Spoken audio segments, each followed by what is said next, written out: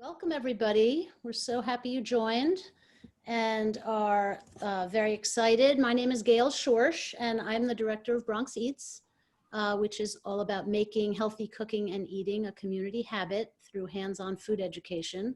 And I'm thrilled this evening to be partnering with plant-powered Metro New York to bring you Bronx Cooks Together, a series of culinary demonstrations featuring Bronx chefs. Hello, everyone. My name is Vivian Lee, and I am the Plant Powered Metro New York organizer, one of their organizers. Plant Powered Metro New York promotes our collective health empowerment by educating about the power of whole food, plant-based nutrition. This is an evidence-based approach to nutrition that can prevent, treat, and sometimes even reverse chronic illness, including heart disease, diabetes, cancers, and more. Bronx Cooks Together will help you explore the delicious flavors of plant-based cuisine prepared with minimal processed ingredients to show you how fun and easy it is to make health-promoting dishes at home with fresh ingredients. So we hope that you'll repeat what you learn here after class or later in the week. You're also free to try to cook along at home right now, but that is not required. If you did not receive the recipes in advance, please use the chat button, chat option, and one of us will get back to you with the recipes right away. As we get started, please feel free to introduce yourself in the chat box, where you're from, what you hope to learn today. And as a reminder, please mute yourselves to minimize background noise throughout the program. We definitely encourage you to ask questions through the chat box as the demo proceeds, and some of them we'll answer in real time, and others we will save until the end. Okay, having said that, I will introduce our presenter for this evening. Blenlly Mena is the proud Bronxite behind Next Stop Vegan, the Bronx's first vegan meal prep service company. She discovered a profound passion towards cultures and food, which led her to move across the country to Los Angeles and then to South Korea, where she honed her craft as a self-taught chef and budding entrepreneur while receiving a plant-based nutrition certificate through the eCornell program. When she found her way back home, Blenlly started Next Stop Vegan from the small kitchen at her mother's apartment. She then moved the business to her sister's home, and when faced with a lack of storage and an incredible increase in customers, she then decided to find an establishment with her sister. And on the corner of Archer Avenue in the Parkchester area of the Bronx, you can find the home for Next Stop Vegan, where together with her family, they create delicious and nutritious vegan meals inspired by their Latino roots and fueled by Blenlly's love for the earth, animals, and the community. So welcome. Thank you. The floor is yours. Well, thank you everyone for joining us today. There is two cameras that I'm using, the one that's facing forward just to show you the table and demonstration, and the one on the side, which is going to be where I will be showing you closer the ingredients that I'm using and also the techniques that I'm using as well. But if you have any questions, feel free, as Vivian and Gail mentioned, to use the chat room to ask any questions, and I'll gladly stop or pause or just slow down if you need me to. For today, I was asked to do three versions of meals that are whole food plant-based. So therefore, we're making the healthiest vegan options that there is. We're using absolutely zero oil, and we're using absolutely zero processed food. The only thing that we're using instead of supplements for salt is actually Himalayan salt, which is much healthier. And then I'll show you everything else that I'll be using throughout the course of the meal. As you probably learned from the email, there will be a beets hummus that is made with beets, chickpeas, and tahini sauce, and then the rest of the seasoning that you'll see in the recipes. And the second course, which would be a lunch or a quick dinner for yourself or your family, is a tuna sandwich, which is not tuna, it is chickpeas. And the last one for dessert is a banana ice cream. For those of you that have never had a banana ice cream, you're going to be shocked, and you're going to do this every single day because it is so delicious and so fulfilling that your children and you will be craving this every day. So to start, I am Dominican, so we don't normally use recipes. So it was very difficult for me to actually provide recipes for Vivian to forward over to you guys. But I did actually get the measurements right because I did try them, and they're pretty much on point. As I'm going along, if you guys have any questions, let me know. But in the meantime, what we would need for our beets hummus is the following. And I have already over here on this, I'm gonna show you here, are cooked beets, and they have been actually peeled. They have been cut into 4 pieces, and it's about 4 beets. Depending on how much hummus you're trying to create for your family, or this is for a party or a venue, then you will need to add more beets. But for now, I'm using 4 beets, small beets, and they actually are organic. I got these at Whole Foods, but you can find beets basically in any market. Especially if you live in the Bronx, there's always Korean markets in almost every other corner. There's beets available all the time. I prefer using non-canned beets because it's not processed. I also have here behind me a cup of, pardon me, let me just, right here, I have a can of garbanzos. These are organic garbanzo. They're $1.79 in Whole Foods. So again, we're not only doing easy recipes, but also inexpensive recipes that you can create at a budget. So to start, we will actually combine the beets and the garbanzo. We use a processor.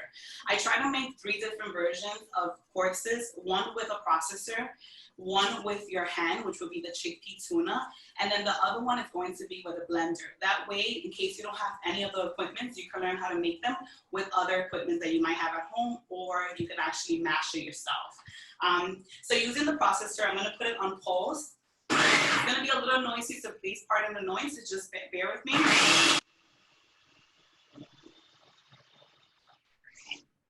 And as you can see, it starts blending and creating this awesome color.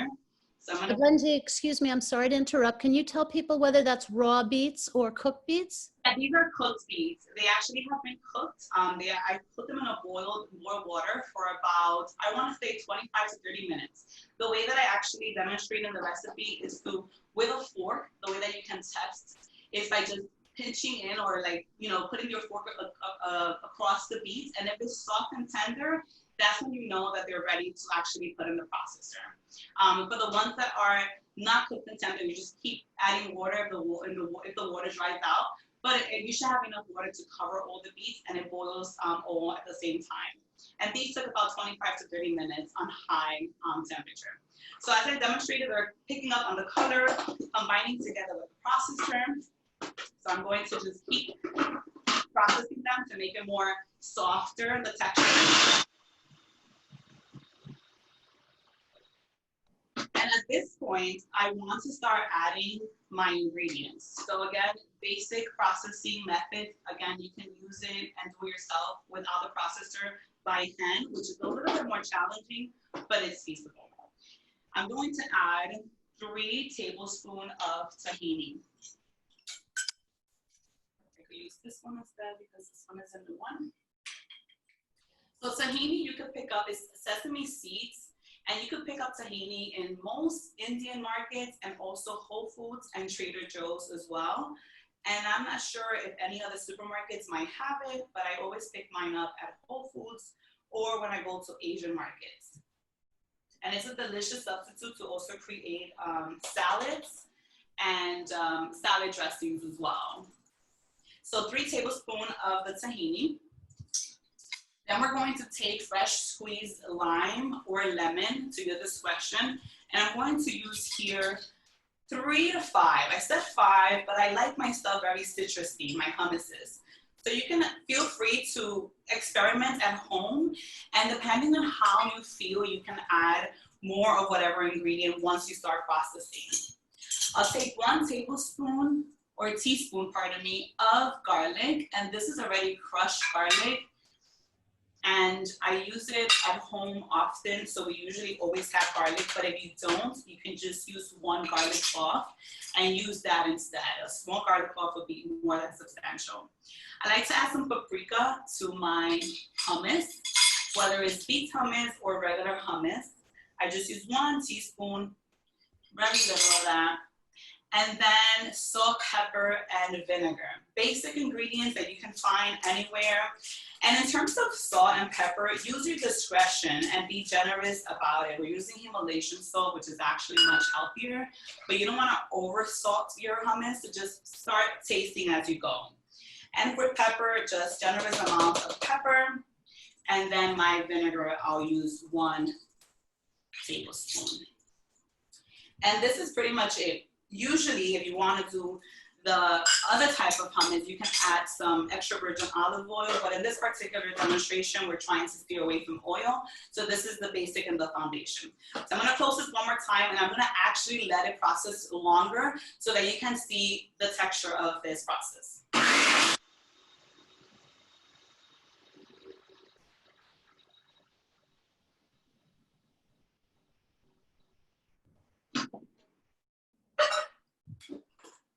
And if I come closer, I could come on this angle. This is what it looks like, such a pretty pink. I could come closer here on the main angle. You could pick up the corners of the processor and keep processing it to pick up everything in case there's any residue of hummus, of beets or chickpeas. But the texture and the color is so beautiful. So once you process it one last time to clean up the processor, you are ready to go.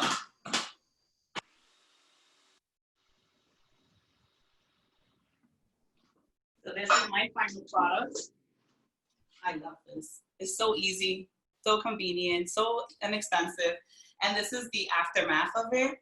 You could eat it with crackers, you could put it on the bread, you can put it on a salad, you can have it as an additional protein meal. You could eat it with celery, you could eat it with carrots. I mean, you could get so creative with an eggplant, with a hummus. And another thing that I want to give you guys is a bonus. If you don't want to use beets, you can use the same ingredients and you can use eggplant, or you can just keep it basic and eat it with chickpeas, or you can add lentil.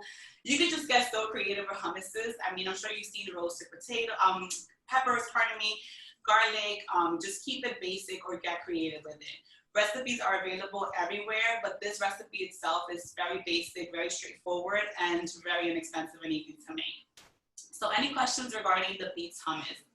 Yeah, there was a question asking about vinegar, and I think you said that you're using lemon and then you don't need vinegar. Is that correct? Yeah, that could be a possibility. I personally like vinegar because it gives a little potent, acidy flavor to it. But of course, you can totally omit the vinegar and keep the lime itself, or lemon. Lemon and limes are both equally delicious for this particular dish. So yes, you could omit the vinegar, or you can just use either the vinegar or not the lemons, or etc., depending on what you have at home. Sometimes you're in a rush and you forget some ingredients, so you have either one of the options. Any other questions? I think I see something pop up there. Oh, I don't know if you can answer this one. Somebody wants to know, what do beets taste like? Oh my God! Well, I don't know. It's very grainy. I would say it tastes very. It depends how you cook it. I mean, my family and I would do beets with sometimes apple cider with maple syrup or agave, and we will sweeten it and slice it, and that would be a very nice sweet treat. If you eat it raw, it just tastes very, for me, it tastes very grainy or earthy, but it depends how you're working around it. With this particular dish, it tastes very much like hummus, but it still has a kick of a different flavor that you cannot pick up unless you're using the color, which is pink, you know it's hummus. But if you're just trying to experience the flavors right now with this particular hummus, I don't think you could pinpoint that is beets, in case you don't like it. But it is so healthy for you, so I recommend please using it at least in one of your dishes. Any other questions? I think you can jump right into the next. Awesome. So that's the beets hummus. I hope you guys make it, and if you do, make sure you tag me at Next Stop Vegan. I would love to see the final products, and hopefully you have some children watching this and also enjoying it eventually. The next dish is very easy. I call this my favorite and the easiest dish in the whole wide world. It's called a tuna sandwich. But of course, we are vegan here, so we don't use anything that's animal products. So instead, I use chickpeas. Again, focusing on the same kind of ingredient, the base being chickpeas, to create so many different varieties of food. In this particular case, I'm going to use a bowl, and I put a can of organic garbanzos again, as I did earlier, and I drain it. I usually wash my, anything that's in a can, I let it sit for a few minutes with white vinegar, and then I wash it again with water, and then I drain it, and this is the final result. It's nice and clean. So I use this technique, and what I need to do is mash my chickpeas. I'm not sure if you guys can see there. Very easy with my fork. If you have a potato masher, you can use that as well, which is much easier, especially if you have a big quantity of garbanzo. I'm going to set my processor on the side here so that I can use the space to show you guys. So here we go. I'm just mashing my garbanzos, and I did this earlier. As you can see, this is a demo of what it looks like. This is a tuna sandwich, delicious. And I use spinach. I did mention cabbage as the green that you can put in a sandwich, but you can use spinach, you can use chard, you can use lettuce. If you like tomatoes, you can add more or less, or take it off. Onions, remove it or add it. Pickles. I mean, you could get very creative with whatever toppings you want to add to your sandwich. So here I am just mashing. This takes literally a few minutes. And once you start mashing to the point where you have all your chickpeas already mashed together, then you start adding your ingredients. In this particular case, I love carrots and celery together. It gives the tuna, if you will, quote unquote, not tuna, the chickpea, it gives it a flavor of like fish. Something about celery and carrots, I don't know. It just gives it that little extra funk and color as well. So here I am. My chickpeas is all mashed. I'll show you up here as well. And now I'm going to add 1 carrot and 1 celery stalk. And I just add it to my chickpeas. And I just mix it in together. Again, very quick, very easy. This is a quick lunch, high protein, low carb, unless you want to eat the bread. In this case, I use a whole grain bread with 12 different grains. So I stick to the healthiest versions of everything. You can also eat this with crackers, or you can eat it with a wrap and make a wrap out of it. Instead of adding mayo, in this particular case, which not using mayo, we're not using any type of oil, I will recommend to look for a recipe that you can make mayo from tofu, which in this case I didn't make because I wanted to keep it as simple and as inexpensive and also as easy as possible. So here I have all my tuna mixed in, and I'm going to add my ingredients. In this particular case, we have basically almost the same ingredients as the hummus, which makes it even easier because you're gonna have the same thing in your house. So we have about 2 to 3 or 4 to 5, depending on how you like your hummus, your tuna. If you like it to be nice and citrusy. Here we have 1 teaspoon of garlic, or again, you can mash or crush a garlic clove. Then again, if you guys want to add the vinegar, or if you don't, at your discretion. In this particular case, I guess this audience doesn't like vinegar, so I'm going to add half a tablespoon and keep it that way. That way no one gets bothered by the citrusy. And then generous amounts of salt, not too crazy because we don't want to make it too salty. And then some pepper. And of course, my paprika. Again, same ingredients, very basic and very straight to the point. So Blenlly, there was a question about whether you can use cannelloni beans instead of the chickpeas. Yes, I actually have used cannelloni beans because they actually taste very much like chickpeas and they look very much like chickpeas. That is a great question. I actually have mixed both, and I have just used cannelloni beans as well. And I particularly like to add, I don't know if you guys have heard of kelp salt. This is what it looks like. It's available at Whole Foods and some Asian markets. This is a great substitute for a fishy flavor. I'm choosing not to add it because we're trying to omit on the amount of salt. But if you want to add a pinch of that, that would be great as well. So guys, this is it. This is your tuna right here. You could try it and taste it if you need to add more lemon, if you need to add a little bit more vinegar, or you want to choose to not add any of them, if you want to add more salt, more pepper, more paprika, if you want to get creative and add basil or parsley, you can just really go all out and call it, you know, call it your best tuna sandwich. And then over here, I have my toast with my spinach, my onions and tomatoes, and I'm ready to make a sandwich. Very basic, very simple, very low carb, very inexpensive, and at the same time delicious, which is what we're trying to strive for here. Blenlly, sorry, there was another question. Are the carrots and the celery diced or grated? Yes. So the carrots, that's a great question. The carrots is actually shredded, and the celery is actually hand cut with a knife, and I just diced it myself. But you can choose to actually put both of them in a processor and just process it to make it either shred it or just to make it very fine so that you don't taste it as much. And again, the carrots and celery is optional. If some people don't like carrots or don't like the taste of celery, you can use less or use more or just omit altogether. I've done myself tuna for people that are allergic to carrots with just celery or with none because it depends on the client's interest. So feel free to get creative with it and just do whatever rocks your boat, if you will. And there was another question about whether you can add onions to this tuna. Yes, of course. My mom would love the person that asked that question because my mom uses onions and garlic on everything. I personally don't care so much for raw onions like that unless it's like on a sandwich and it's like the big slices of them. But if you do want to get creative and add it to the actual mixture, you can also slice it or dice it yourself and add it in there as well, whether red or whether the white one. Very delicious. Great questions. Okay, and back to the earlier recipe, somebody wanted to know about the difference whether you boil the beets or roast them. Do you have a feeling about roasting? Question. I think that I've never done roasted beets, but I think it will come out very delicious regardless. I feel like anything roasty will be very good on a hummus. I have had myself roasted paprika hummuses and they taste amazing. We've actually also done it ourselves and we absolutely love it. So if you do want to roast your beets, feel free to do so. I think that'll be a great kick for a new hummus, for sure. And also boiling it is obviously the normal option, but the roasting would be a great idea. Any other questions?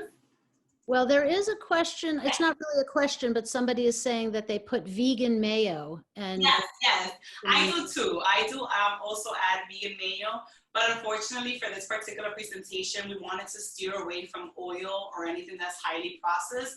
So therefore, I was asked to not add the mayo, which is totally okay. And that's what we're here for, to help people educate themselves and learn alternatives to other things. So a vegan mayo would be even tastier, much more tastier. But like I said, even if you don't want to buy the vegan mayo, you can actually create your own using tofu.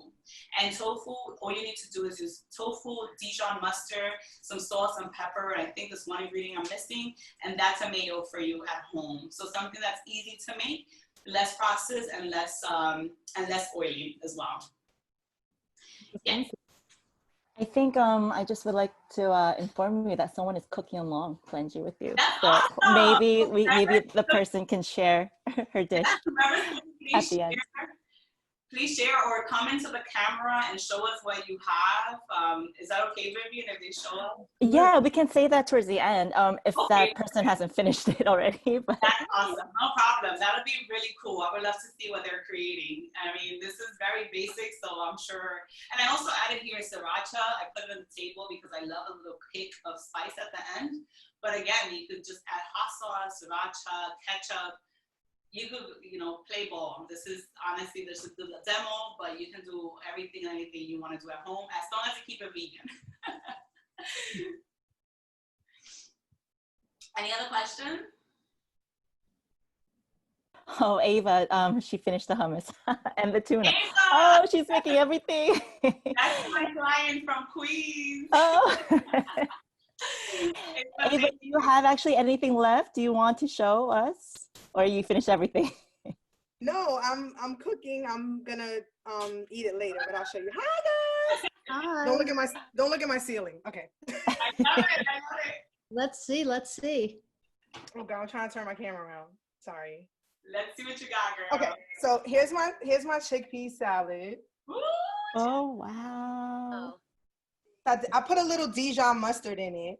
Okay, that's a great pointer too. Dijon mustard gives an extra kick of flavor to your tuna salad as well. Yes, and I actually had some the kelp, so I put the kelp. Yes, okay. You're elevating your tuna now. Yes.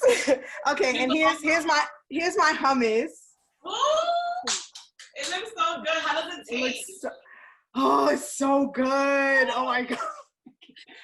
I can't wait to eat it tomorrow. It's pretty warm because I was cooking the beets and everything while you were talking, but tomorrow it's on. So maybe you can talk for a minute, Blenlly, about storage, right? If you make this beautiful dish and you're not prepared to eat all of it, is it fine? How do you store it? Yes. Of course, Gail. Yes, you can definitely feel free to store any of this for up to 5 days. I would say would be safest, depending. It's summertime, so some refrigerators might not be at the best. But keep it up to 5 days. You can keep it in a sealed container and eat it as a snack every day. Like I said earlier, the Beets hummus you can eat as a bread spread instead of avocado or mayo. You can eat it with crackers. You can eat it with celery, fruits. Obviously, it depends on your palate and how creative you want to get with it. But feel free to store it up to 5 days, just like the tuna as well. Yes. Okay, Ava, thank you so much for sharing that. That was inspiring the rest of us. Yes, Ava, thank you. Thank you for Thank you so much. Yeah, and feel free to keep elevating your experience. Absolutely. I see you. We usually will add Dijon. We usually add mayo. We usually add a little bit extra kick. But we wanted to keep it as simple as possible. So Ava did the elevator version. This is the next stop vegan meal version. So the last question on the tuna dish is, does it taste like tuna? Yes. That is a very good question. I feel like a lot of people might not believe me, but please try it and you will see for yourself. Something about chickpeas just tastes like tuna when you're making it with the intention of being tuna. And you also have to use your psychological interest to understand that it's not real fishy, but there's a kick to it. Especially if you add the kelp seasoning, that kelp salt definitely gives it a little extra kick of a salty kind of fishy flavor. So yes, it does. Please try it and let me know. Okay. Awesome. Ready for the ice cream? Yes, I'm ready for dessert always. So for dessert, it is so simple. I am like, honestly, this is the best creation in the whole wide world. Whomever created this is a genius, and I am just grateful for that person. So we usually buy a lot of bananas for the business or at home. As a vegan, a lot of people don't like bananas, and it's okay. You can actually use, instead of banana, cashews to make an ice cream. So just FYI for those people that don't like bananas. So for bananas, what I do, I let them ripe. I let them sit to the point that they're almost like about to spoil and you want to throw them out. That it looks black as you open them.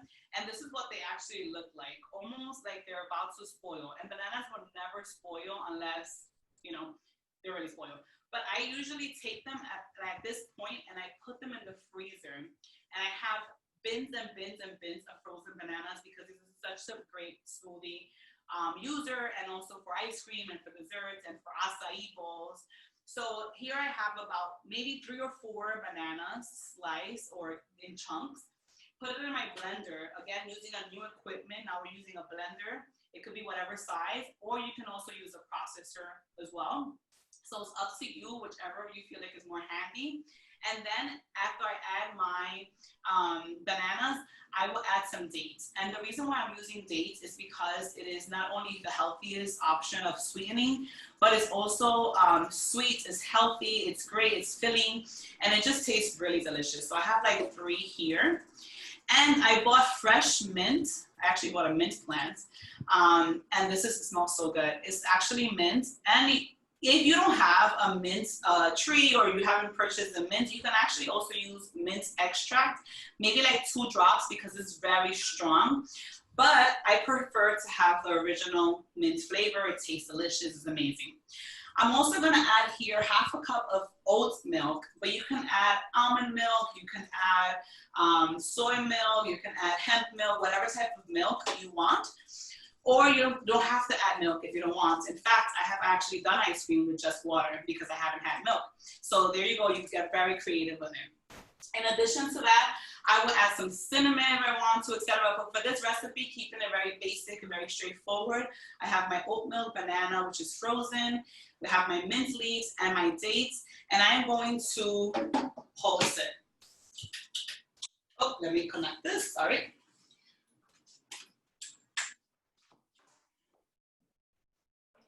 Okay, here we go.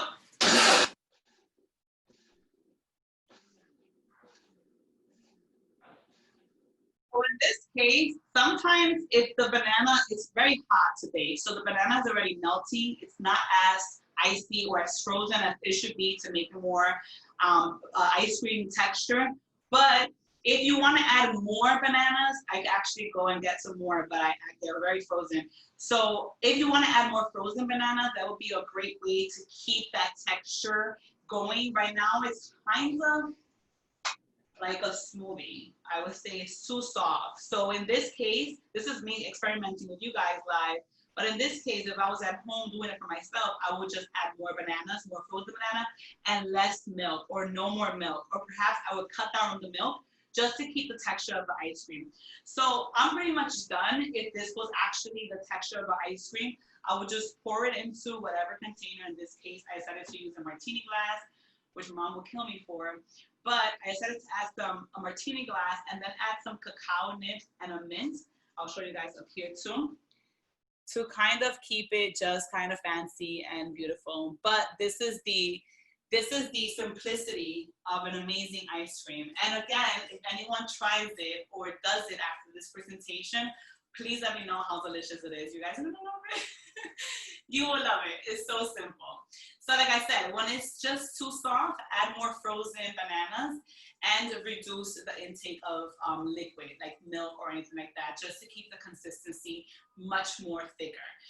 And like I said, if you don't want to use bananas, you can also make it with cashews. So there are a few questions. Yes. I have a question, which Please. is, when you're putting in the frozen bananas, are you wanting them to still be chunky, or you really want to use the mixer to make them all smooth? You could actually, are you mentioning the size of the bananas that you want to put in the fridge, in the freezer? No, I'm saying you take the frozen bananas out and put them in there. Do you want to still taste the chunks, or do you want it to be smooth by the time? No, from my personal taste, everyone is different. I would prefer to just smooth it all the way out where you don't taste nothing. If you add the dates, you're gonna also feel like the dates do taste a little more chunkier. So you might want to keep blending it, or not, again, reduce on the dates. But I personally like the feel of a little chunks of dates because that's the extra sweet kick on it. I also forgot to add, I apologize, a little bit of salt. Everything sweet should definitely have a pinch of salt just to kind of balance the sweetness. So don't forget, guys, to add that little extra hint of salt. And I did put it on the recipe, but feel free to, don't go too crazy on the salt because it's gonna be too salty and you're gonna miss the sweetness point. But definitely a kick of it will take it to the next level. But I would say for you, Gail, it depends on how you like to feel your food and the texture. Some people don't like to feel textures of anything, the feeling of frozen banana is not the best. But keep blending it until you actually get it to the point where it's just soft and beautiful. And you're gonna always remember this demo for sure. Okay, the next question is, can you use vanilla, maple, or almond extract? Yes, of course, yes. One of the things that I usually will add is agave for sure, and I will omit the dates because I like to eat dates more on a raw myself, just as a sweet treat. So I will add agave or maple syrup, and I will add vanilla extract, and I would definitely add cinnamon to it. So I personally like to do that, but for the purpose of this demo, I wanted to keep it, again, simple, less complicating, and less sweets.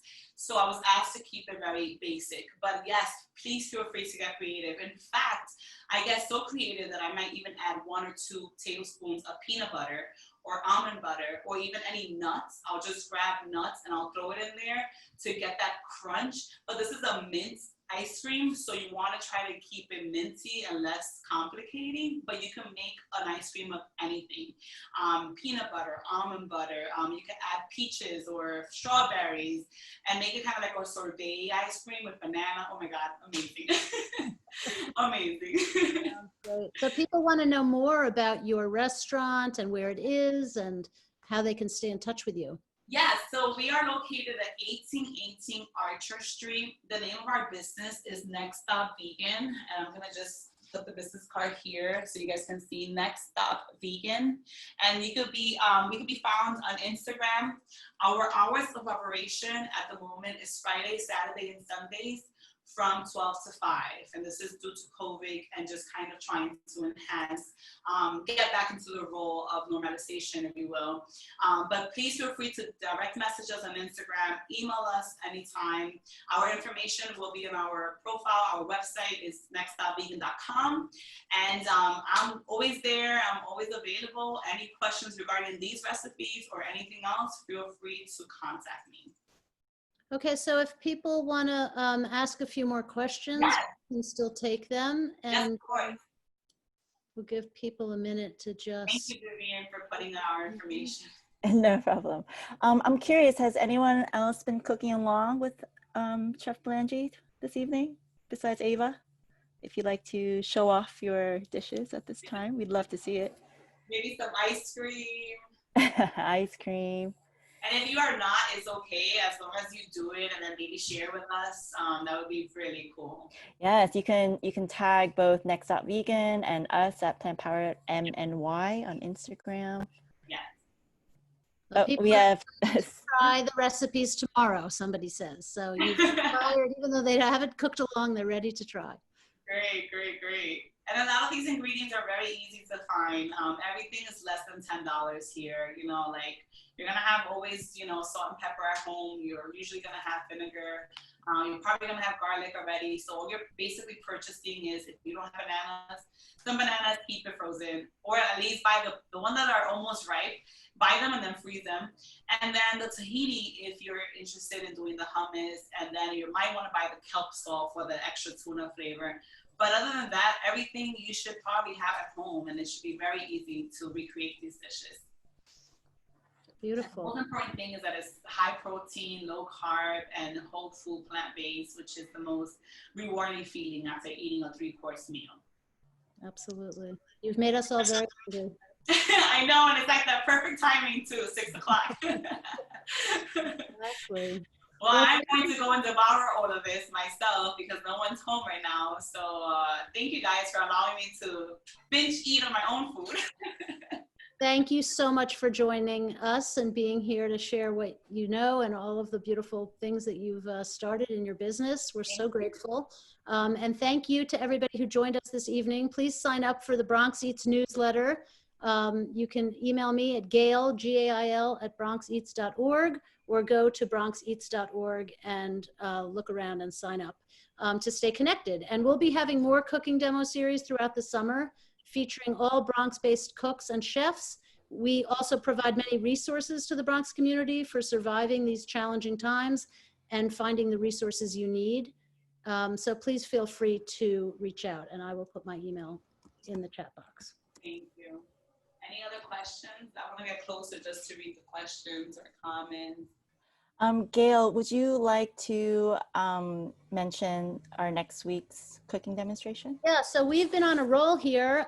We've met the last 3 Tuesdays. Next week we will be also meeting for our final part of the series, and it's on Thursday. So please make a note in your calendar, Thursday at 6 p.m. I'll be sending you a reminder if you're signed up with Bronx Eats, and I'm sure Plant Powered Metro in New York will do the same. So keep it in your calendar. We have a great, again, Bronx-based cook who is going to be happy to share her recipes as well. So in addition to Bronx Cooks Together, Plant Powered Metro New York is presenting many online educational programs this summer in both English and Spanish. Our Spanish one is on Thursdays. That's a weekly series as well at 7 o'clock. We invite you to check out our full event calendar on our website at the link that I am putting in the chat box right now. And we encourage you to, again, join our web-based learning events. This, let me see, the next one we have is on July 7th, and that is on men's health. So if you know anyone who could benefit from that webinar, please encourage them to join us. And we also have a cooking demonstration. Let me see the date. I don't have the date in front of me, but we do have a summer series with Chef Carol Levy. So if you follow us on Instagram and visit our website, again, you can refer to our full calendar event. If there aren't any more questions, we want to just thank you again. What a wonderful evening.